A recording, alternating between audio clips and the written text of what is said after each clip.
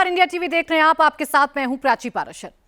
आज जेंजी के चुनाव का नतीजा आ गया और जेंजी वाले इस चुनाव में भी नरेंद्र मोदी की प्रचंड जीत हो गई। करीब 1,53,000 रजिस्टर्ड वोटर्स का सैंपल, किसी भी सर्वे से बड़ा सैंपल चुनाव बैलेट पेपर पर हुआ। ईवीएम का बटन नहीं दबाया गया और जेंजी वाले इस चुनाव में भी राहुल गांधी बुरी तरह हार गए। बस 24 घंटे पहले ही राहुल गांधी हिंदुस्तान में नेपाल जैसा आंदोलन करना चाहते थे। 24 घंटे पहले ही राहुल गांधी खुल्लम खुल्ला जेंजी को सड़क पर उतारने के लिए उकसा रहे थे, भड़का रहे थे। देश के स्टूडेंट्स को, देश के युवाओं को, यानी 18 साल से 25 साल के लड़के लड़कियों को हिंदुस्तान की सरकार के खिलाफ, प्रधानमंत्री नरेंद्र मोदी के खिलाफ भड़का रहे थे। मोदी के खिलाफ राहुल गांधी का ये एक्सपेरिमेंट कैसे फेल हो गया, राहुल गांधी को जोर का झटका कैसे लगा।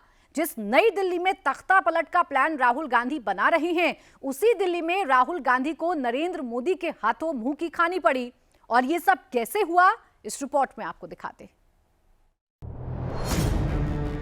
क्या राहुल गांधी नरेंद्र मोदी का तख्ता पलट करना चाहते हैं?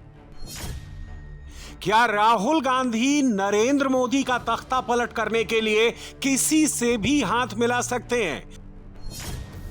क्या राहुल गांधी प्रधानमंत्री की कुर्सी पर बैठने के लिए हिंदुस्तान में नेपाल जैसा कोहराम मचाना चाहते हैं, पाकिस्तान जैसे हालात पैदा करना चाहते हैं?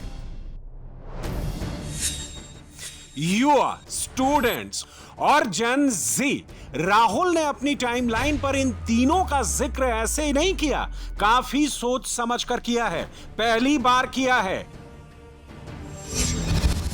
तो क्या राहुल अब जेन जी के कंधों पर बंदूक रखकर नरेंद्र मोदी पर निशाना लगाना चाहते हैं, हिंदुस्तान में उपद्रव मचाना चाहते हैं?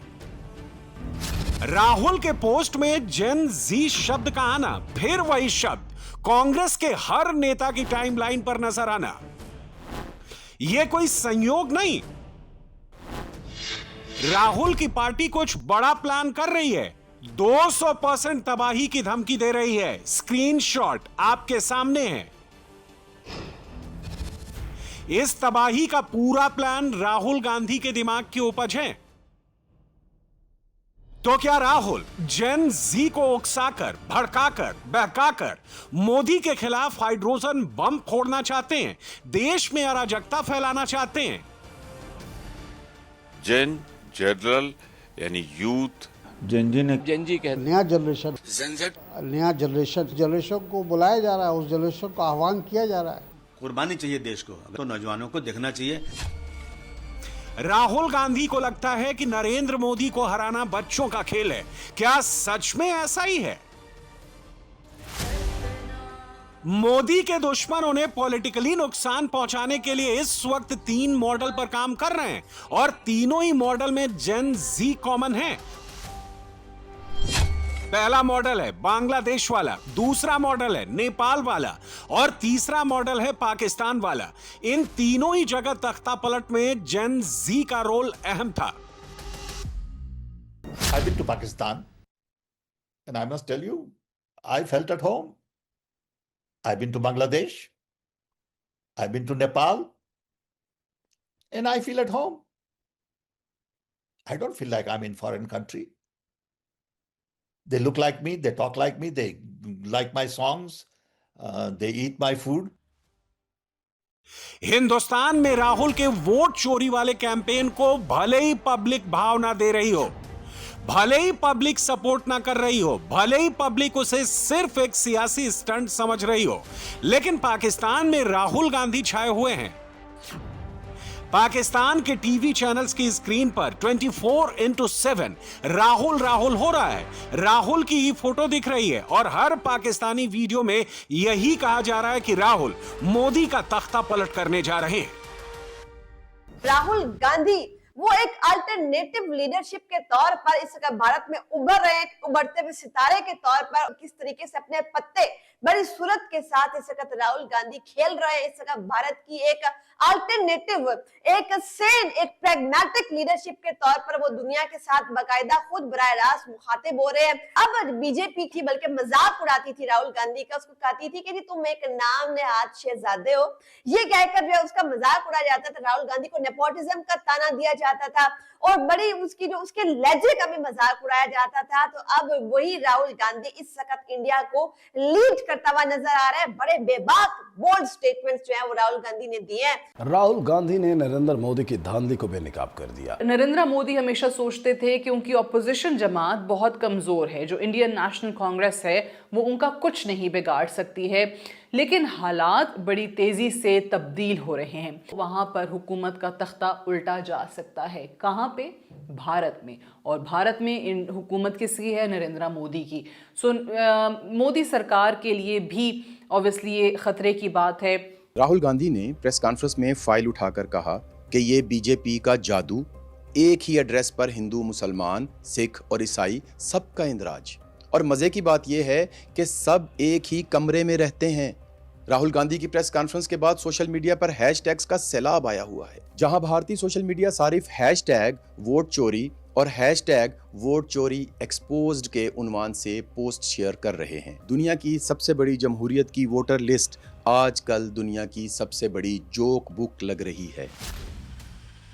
सुन लिया आपने, राहुल और उनकी पार्टी भारत में मोदी के तख्ता पलट का ख्वाब देख रही है। सरकार तुम्हारी, सिस्टम हमारा वाली स्क्रिप्ट लिख रही है। भारत में तख्ता पलट वाली यही बात पाकिस्तानी भी कर रहे हैं। वो तो राहुल को बाकायदा अभी से अगला पीएम तक डिक्लेयर कर चुके हैं, जमकर तारीफें कर रहे हैं। पाकिस्तान जैसा दुश्मन देश राहुल की शान में कसीदे पड़ रहा है। उसे लग रहा है कि वो राहुल ही हैं जो मोदी का तख्ता पलट कर सकते हैं। और हिंदुस्तान में इस तख्ता पलट के लिए राहुल गांधी, उनकी पार्टी और इंडी अलायंस वाले जेन जी के भरोसे बैठे हैं। ये एंटी मोदी इकोसिस्टम जेन जी के दम पर भारत में वही सीन दोहराना चाहता है जैसा नेपाल में दिखा था।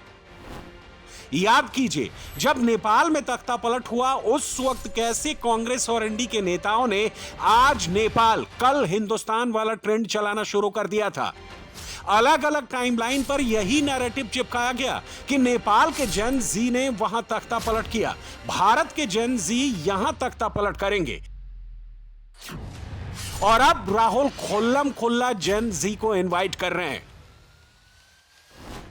और कांग्रेस पार्टी के अलग अलग हैंडल्स पर 200% तबाही वाली धमकी दी जा रही है।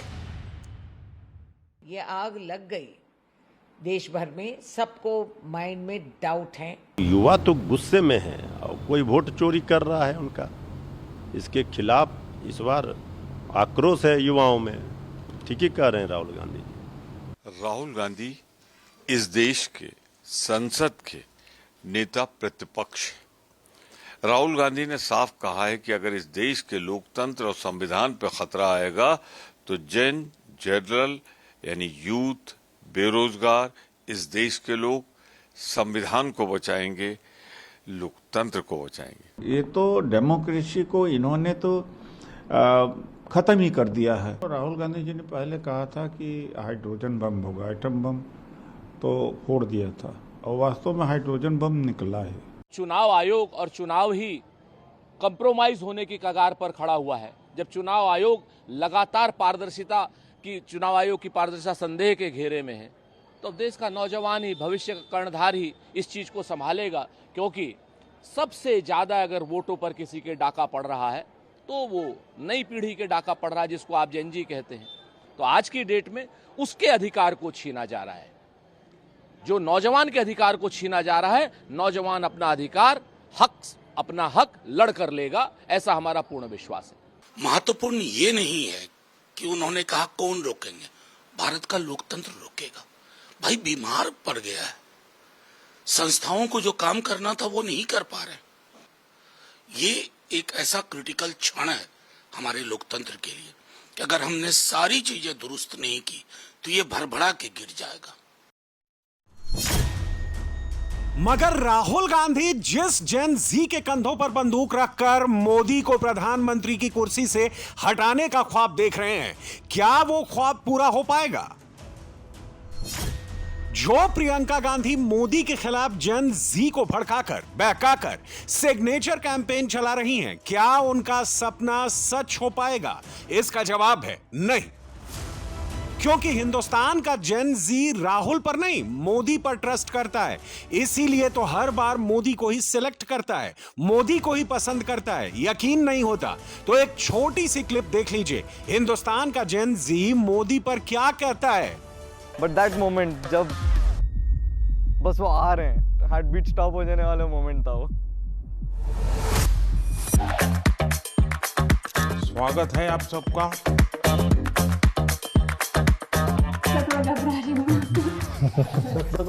अच्छा होने दीजिए। 1-on-1 जब हम उनसे साथ में मिले, हमें लगा ही नहीं कि हमारे एज में इतना डिफरेंस है। मैं कलर करके बाल वाइट रखता हूँ ताकि जहाँ लोगों के लगे Who is the biggest influencer in India? It's our Prime Minister.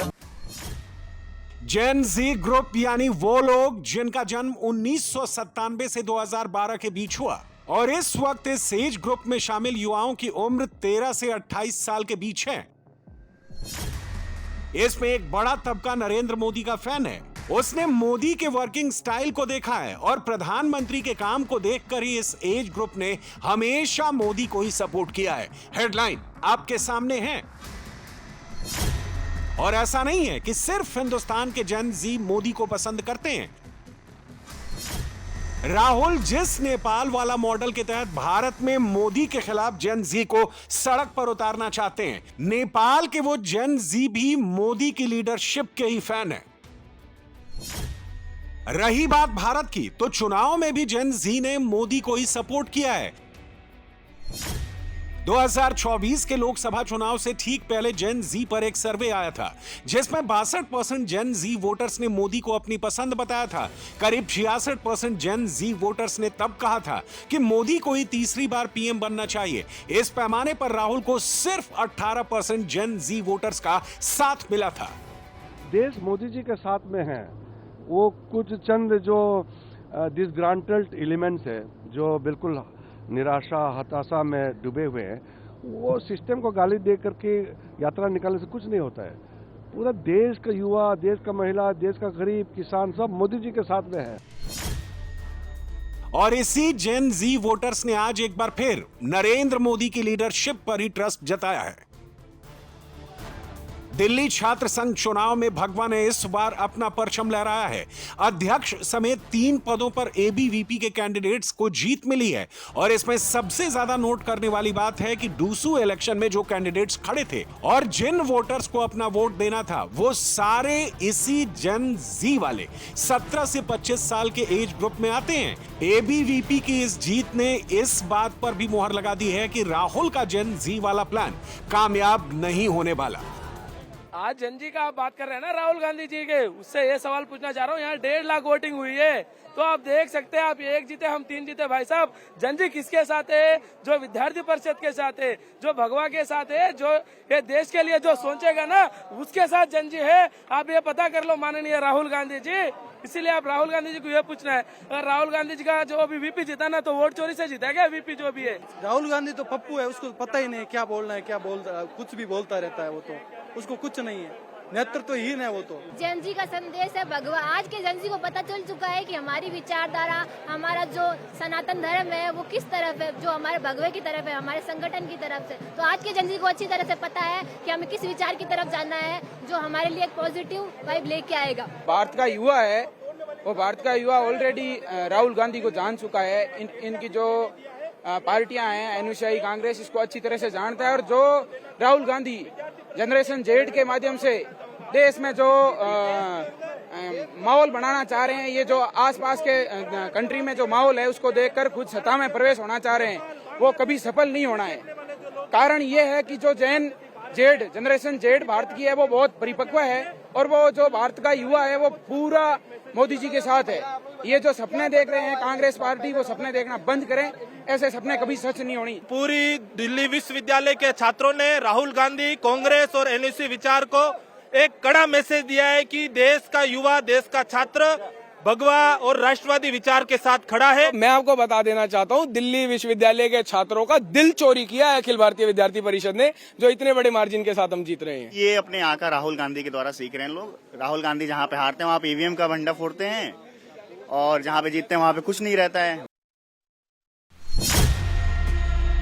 Gen जी की बात तो सुन लिया आपने। अब ऐसे में सवाल है कि राहुल मोदी को अपने रास्ते से हटाने के लिए जेन जी का इस्तेमाल क्यों कर रहे हैं? वोट चोर चिल्ला चिल्ला कर मोदी के खिलाफ जो माहौल पैदा करने की कोशिश कर रहे हैं, उसके पीछे का इरादा क्या है? क्या राहुल सुनियोजित तरीके से भारत को गृह युद्ध में धकेलना चाहते हैं? क्या राहुल सड़कों पर तांडव मचाकर, उपद्रव फैलाकर मोदी से अपनी सियासी दुश्मनी निकालना चाहते हैं? क्योंकि ये वही सवाल हैं जो बाकायदा ऐलान कर चुके हैं कि उनका युद्ध मोदी के साथ साथ इंडियन स्टेट के खिलाफ भी होगा। राहुल गांधी भारत के लोकतंत्र को योजनाबद्ध तरीके से कमजोर करने की कोशिश कर रहे हैं। क्यों? क्योंकि जनता उनको वोट नहीं देती, वो हार जाते हैं और वो मानते हैं कि देश पर राज करने का पट्टा तो उनको ही चाहिए, परिवार को मिल। क्या कहना चाहते हैं राहुल गांधी? आप कहना क्या चाहते हैं? कि एक जेएनजे के नाम पर देश में आप अराजकता फैलाना चाहते हैं? ये बहुत गंभीर सवाल है और ये पूरा ट्वीट किया गया और उनका इकोसिस्टम ने जेएनजे के नाम से ट्वीट करना शुरू किया। ये बहुत गंभीर विषय है। राहुल गांधी जानबूझकर लोकतंत्र को कमजोर कर रहे हैं, देश में अराजकता फैलाना चाहते हैं और हिंसा अराजकता को उकसा रहे हैं। गृह युद्ध राहुल गांधी इस देश में भड़काना चाहते हैं और इसी गृह युद्ध के आधार पर नेहरू जी ने, उनके दादाजी ने इस देश का बंटवारा किया। उसी गृह युद्ध को करा के जेएनजी जैसे मुद्दे को उठाकर ये इस देश के टुकड़े टुकड़े करना चाहते हैं सोरोस फाउंडेशन के साथ मिलकर। मैं आपको चैलेंज करता हूं, दावे के साथ कहता हूं कि पूरी गांधी फैमिली और गांधी फैमिली को सपोर्ट करते हुए जितनी परिवारवादी पार्टियां हैं, यदि वो इस देश से भागती हुई इन्हें नजर आएंगी, फिर आप मुझे कहिएगा। राहुल गांधी जी से ज्यादा घटिया मानसिकता का लीडर ऑफ द अपोजिशन न इस देश में हुआ है, न इस देश में होगा। और वो सोरोस फाउंडेशन के साथ मिलकर केवल देश को टुकड़े टुकड़े करना चाहते हैं और इस तरह का माहौल पैदा करना चाहते हैं जिससे कि देश जो है बर्बादी के कगार पर चला जाए। राहुल गांधी फ्रस्ट्रेशन में है, हताशा में, और मैंने पहले भी कहा था ये नकल सब, कभी मोदी जी का नकल करेंगे, कभी जैन जेड की बात करेंगे। ये अर्बन नक्सल बनना चाहते हैं। भारत में अर्बन नक्सल राहुल गांधी ऑलरेडी उसी रूप में अपने को एक्ट कर रहे हैं। भारत कभी राहुल गांधी जैसे अर्बन नक्सल को नहीं स्वीकारेगा और ये भारत को गृह युद्ध में फंसाना चाहते हैं। कभी अलूल जलूल की बातें करेंगे, कभी बांग्लादेश हो जाएगा इनके लोग कहेंगे। तो ये दुर्भाग्यपूर्ण है। इस देश के एलओपी आज तक ऐसा नहीं हुआ था। ये अर्बन नक्सल है। इस बीच जो एंटी मोदी इकोसिस्टम प्रधानमंत्री को रास्ते से हटाने की फिराक में है, उनकी कुर्सी हथियाने की फिराक में है, वो अभी भी जेन जी के दिमाग में मोदी के खिलाफ जहर भर रहा है। एक नेता अबू आजमी ने तो मोदी को हटाने के लिए कुर्बानी देने की डिमांड भी कर दी है। देश में नौजवानों की संख्या बहुत ज्यादा है। उन नौजवान देखना चाहिए कि देश किस तरफ जा रहा है। अगर वोटों की चोरी हो रही है, मशीनों में गड़बड़ी हो रही है, इन चीज़ों को देखते हुए हमारे नौजवानों को जो भविष्य है इस देश के अंदर, उनको आगे आना चाहिए और इसमें इंटरफेयर करना चाहिए। आह्वान करता हूँ कि उतरो और जुल्म के खिलाफ लड़ाई लड़ो। कुर्बानी चाहिए देश को। अगर देश में कहीं गलत हो रहा है तो नौजवानों को देखना चाहिए। संविधान की कहीं धज्जियां उड़ाई जा रही हैं तो देश के लोगों को इसके खिलाफ उठ करके इस पर इंटरफेयर करना चाहिए। ये मेरी मांग है। मगर अब इस पूरे इकोसिस्टम को एक और झटका लगा है, क्योंकि सर्वे एजेंसी IPSOS के एक सर्वे से पता चला है कि भारत में लोकतंत्र राइट ट्रैक में चल रहा है और फिलहाल तो कोई सत्ता परिवर्तन नहीं होने जा रहा है। IPSOS के इस सर्वे में भारत के 66% लोगों ने खुलकर मोदी को सपोर्ट किया है और कह दिया है कि मोदी के नेतृत्व में भारत बिल्कुल राइट ट्रैक पर है और ये राहुल के तख्ता पलट वाले प्लान के मद्देनजर एक और सेटबैक है। जैन जी करेगा, अरे क्या चाहते हो देश में? तुम आग लगाना चाहते हो? देश में उपद्रव चाहते हो? अरे मान लिया तुम सत्ता से दूर हो तो क्या तुम अब ये सोच बैठे हो कभी नहीं आएगा देश, तुम्हारे लिए कोई मायने नहीं है? इन मंसूबों को छोड़ दें, देश की जनता सब देख रही है। वो हाल के दिनों में भारत के पड़ोसी मुल्कों में हुई कुछ घटनाओं से कुछ ज्यादा ही उत्साहित दिख रहे हैं। इसलिए ऐसे घिसे पिटे सोच आत्ममुग्ध राहुल गांधी को आ सकते हैं, लेकिन दरअसल कांग्रेस की खोई जमीन को फिर से हासिल करने के उनके जो टोटके हैं उनमें कोई उन्हें कामयाबी मिल जाए इसकी कोई उम्मीद नहीं है। राहुल गांधी देश के खिलाफ युवाओं को, स्टूडेंट्स को, जेनजी को भड़का रहे, उकसा रहे। राहुल गांधी का एक्स पे ये पोस्ट ये इस बात का ऐलान है कि वो देश के युवाओं को विद्रोह के लिए भड़का रहे। जिस तरह की भाषा लिखी है राहुल गांधी ने, ये कहीं से भी स्वीकार नहीं है। ये देश के युवाओं के मन में मोदी जी बसते हैं। वो कभी भूकंप लाने की बात करते हैं, कभी एटम बम फोड़ने की बात करते हैं, कभी हाइड्रोजन बम फोड़ने की बात करते हैं। यह विनाशवादी सोच का परिचायक है और यह पूरी कवायद इसलिए हो रही है क्योंकि उनको यह स्पष्ट पता चल गया है कि माननीय नरेंद्र मोदी जी के रहते हुए वह प्रधानमंत्री की कुर्सी तक नहीं पहुंच पाएंगे। 100 बात की एक बात यह है कि देश का युवा कल भी मोदी के साथ था, आज भी मोदी के साथ है और कल भी मोदी के साथ ही रहेगा। फिर चाहे राहुल और इंडी वाले कितने भी हाथ पैर मार लें, उनका हिंदुस्तान में तख्ता पलट वाला ख्वाब कभी पूरा नहीं होगा। 1303 दिन हो गए, ये युद्ध खत्म होने का नाम नहीं ले रहा। अब ये युद्ध और बढ़ेगा। पुतिन अब सस्ते हथियारों से बड़ी मार कर रहे हैं। 40,000 का ड्रोन भेजकर $40 लाख की मिसाइल पुतिन बर्बाद कर रहे हैं। पुतिन ने अचानक 32 मुल्कों को डराना शुरू कर दिया है।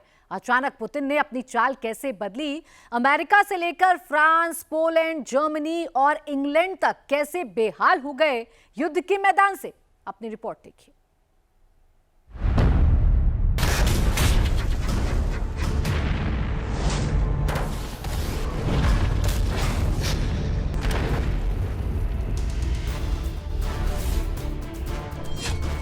रूस की सबसे बड़ी ऑयल रिफाइनरी जल रही है।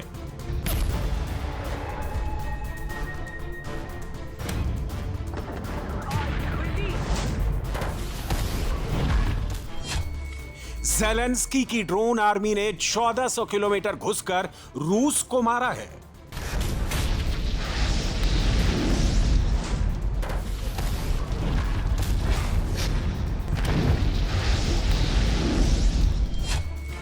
पुतिन ने एक बार फिर डेडली इंतकाम लिया है।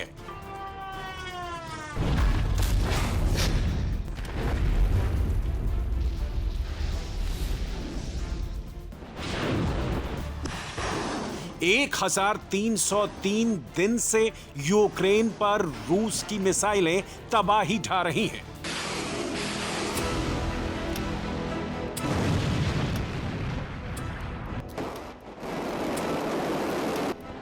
यूक्रेन की राजधानी कीव हो या डोनेस्क और खार्किव जैसे बॉर्डर स्टेट, रूस ने धुआं धुआं कर रखा है।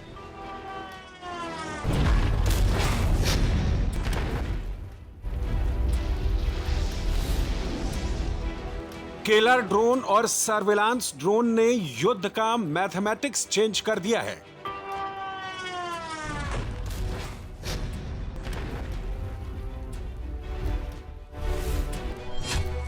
रूस यूक्रेन के बीच बीते 24 घंटे में जंग बहुत भयंकर हो रही है। 7 मोर्चों पर दोनों देशों की सेनाएं आमने सामने की लड़ाई लड़ रही हैं।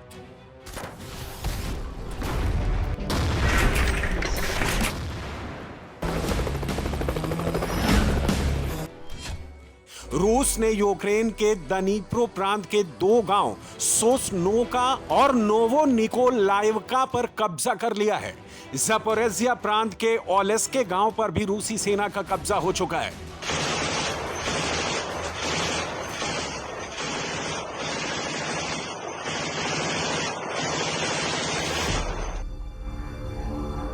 इस तस्वीर ने पुतिन के 32 दुश्मनों का मूड ऑफ कर दिया है। यह रूस की इस्कंदर मिसाइल है। पुतिन ने इसे पोलैंड बॉर्डर के पास तैनात करवाया है।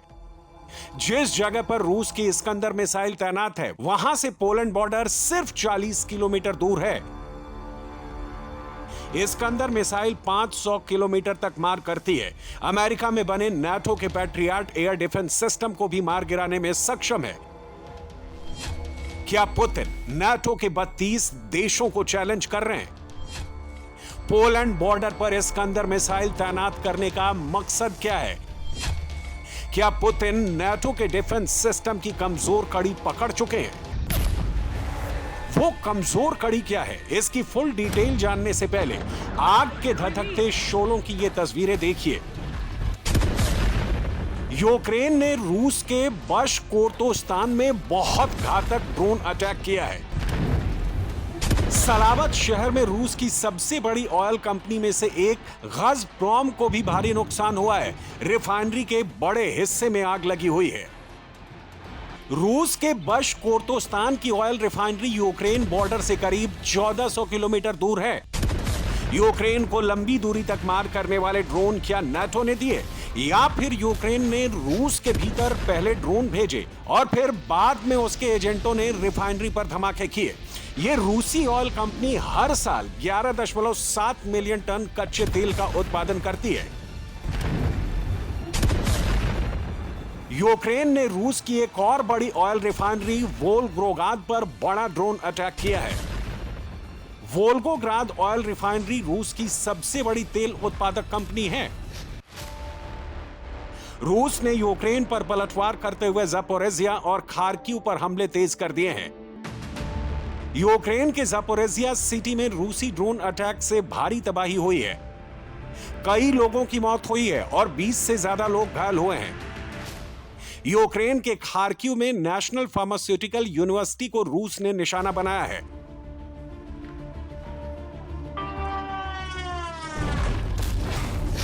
रूस ने बीती रात 86 ड्रोन लॉन्च किए, जिनमें से 71 को यूक्रेन ने इंटरसेप्ट कर लिया।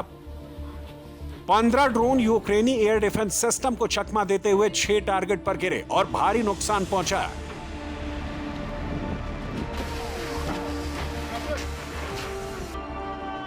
ये यूक्रेन के खार्किव रीजन में एडमिनिस्ट्रेटिव बिल्डिंग है, जिसे रूसी ड्रोन अटैक में भारी नुकसान पहुंचा है।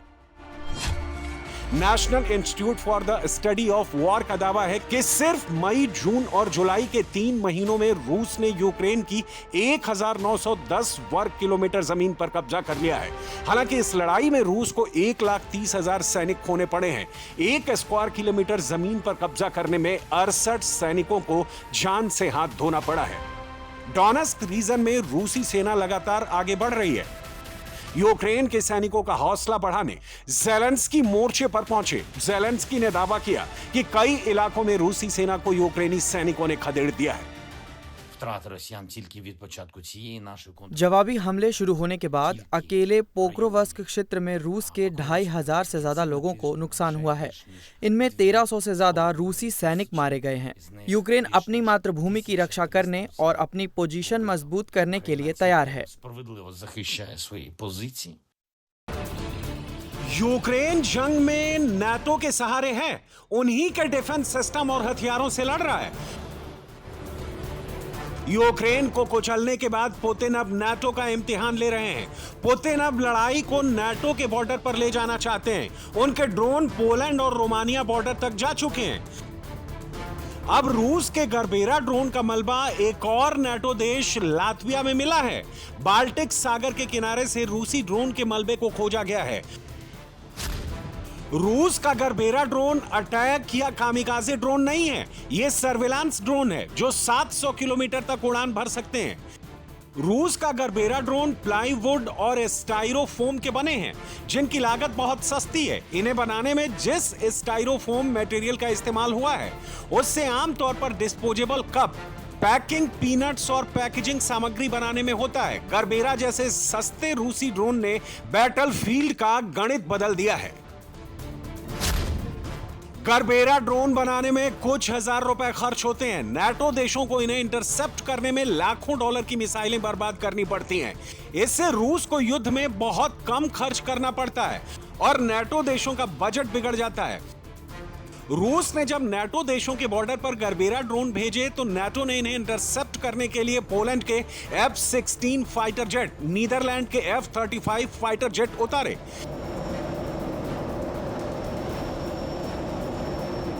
जर्मनी के पैट्रियट एयर डिफेंस सिस्टम और इटली के आवास्क सर्विलांस एयरक्राफ्ट को मोर्चे पर लगाया। रूस के लकड़ी और फोम से बने ड्रोन को मार गिराने के लिए फ्रांस ने राफेल जैसे मॉडर्न फाइटर जेट को भेजा। पैट्रियट एयर डिफेंस सिस्टम में लगी एक मिसाइल की कीमत $40 लाख है।